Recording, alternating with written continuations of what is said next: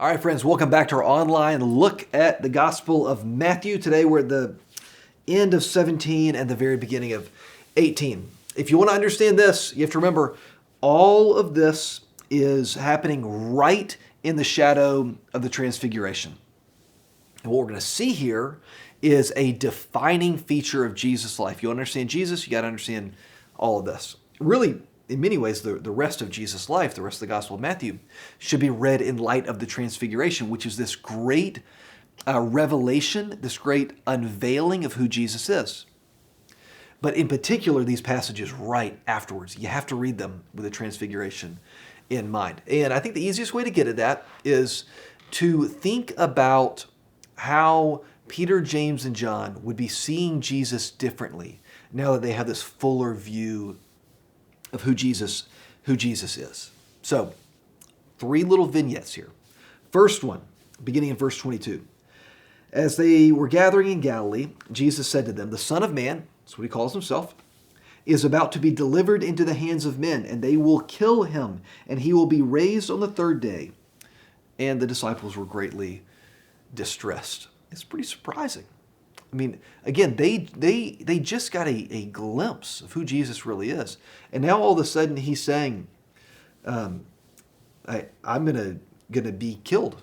The people are gonna kill me.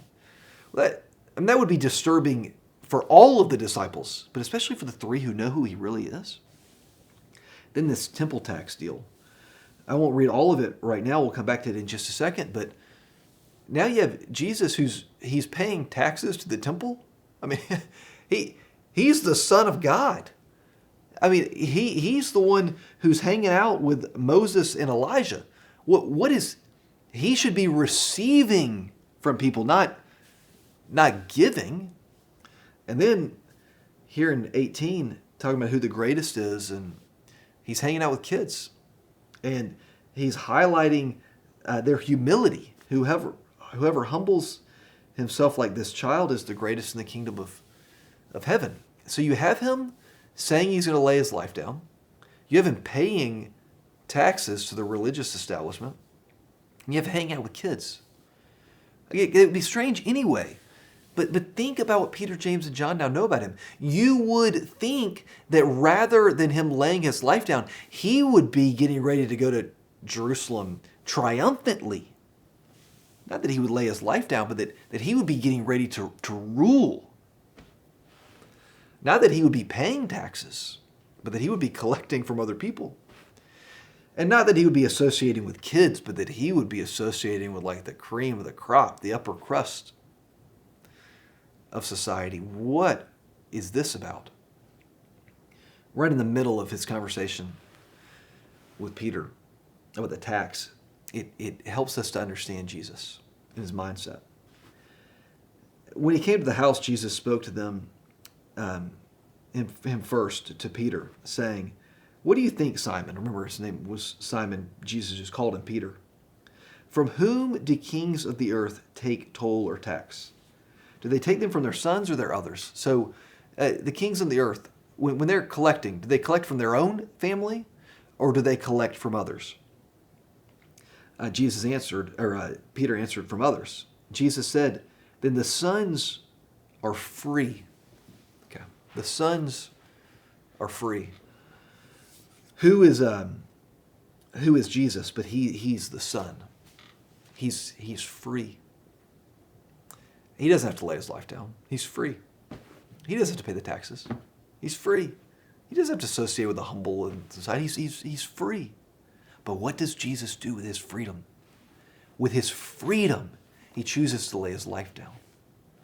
With his freedom here, he pays the taxes even though he doesn't have to so as not to offend.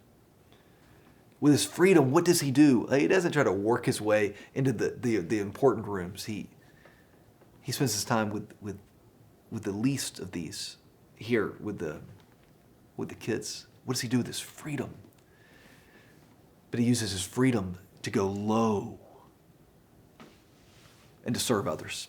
Reflecting on all this, the Apostle Paul says, in one of the oldest writings that we have in the New Testament, because Peter here is quoted, or Paul is here quoting something from before him, even his time.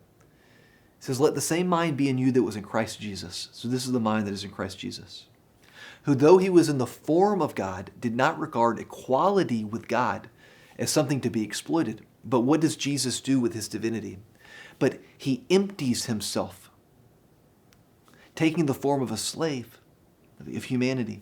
And being found in human form, he humbles himself and becomes obedient to the point of death, even death on a cross.